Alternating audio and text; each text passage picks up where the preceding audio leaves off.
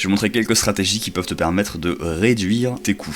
Un truc super simple que tu peux commencer à faire, c'est regarder tout ce que tu payes au mois et passer ton billing à l'année. Par exemple, j'ai beaucoup de logiciels que j'utilise et je sais que si jamais je prends quelques logiciels que j'utilise, la plupart du temps, si tu payes à l'année, tu vas avoir 20% en moins sur ce que tu payes là-dessus. Donc c'est un centre de coût qui est souvent assez conséquent et c'est très simple de pouvoir économiser là-dessus. Regarde aussi en termes de volume, si jamais tu veux regarder notamment avec tes fournisseurs, si tu peux pas prendre des quantités plus grosses, plus conséquentes pour avoir un prix à l'unité vachement plus bas. Tu peux aussi intégrer des verticales si c'est profitable. Un cas qui pourrait être intéressant, c'est au lieu d'acheter tes boissons par exemple, tu calcules et tu te dis bah attends, si je les fais moi-même, le coût qu'il me faut pour le faire c'est peu, mais par contre je fais vachement plus de marge. Là ça peut être intéressant d'intégrer cette verticale. Partir en termes de ratio de livraison du service, tu peux avoir des groupes versus 101, par exemple tu peux faire des groupes plus conséquents. Au lieu de faire du personal training 101, je le fais 1 à 4, 1 à 6, et ça te permet de pouvoir augmenter ton taux horaire de manière drastique et de diminuer les coûts, on va dire en quelque sorte que tu peux avoir là-dessus. Automatiser le plus que possible de ton business avec l'intelligence artificielle de nos jours, c'est du pain béni. On peut vraiment automatiser beaucoup de choses, donc regarde le processus d'intégration, ça passe du service client aussi, mettons si tu as des questions qui sont souvent demandées par mail, les documenter pour avoir ça simplement accessible et que quelqu'un puisse répondre à ta place là-dessus. Ensuite tu peux regarder de passer du tâcheronnage à passer vers un salaire par exemple. Si jamais tu as des gens qui sont en auto-entrepreneur, tu peux les passer sur un salaire ou sur une récurrence qui permet de payer du coup, vu qu'il y a cet aspect de stabilité et de sécurité, tu peux payer moins cher. Aussi un assistant virtuel, super intéressant, si tu as beaucoup de tâches genre admin, compta, ou gérer les emails, tout ce qui est typiquement écrit, appeler les clients, pouvoir faire de la rétention client, si tu as beaucoup de tâches que tu te retrouves à faire beaucoup d'admin, super intéressant à regarder là-dessus. Encore une fois, c'est une question de se dire ok, est-ce que c'est profitable pour moi? Est-ce que quand je dis profitable, c'est en termes d'efforts investis versus retour que j'obtiens? Est-ce que c'est intéressant pour moi? Et encore une fois, rappelle-toi, on parle en bébé, on parle en bénéfice brut ici.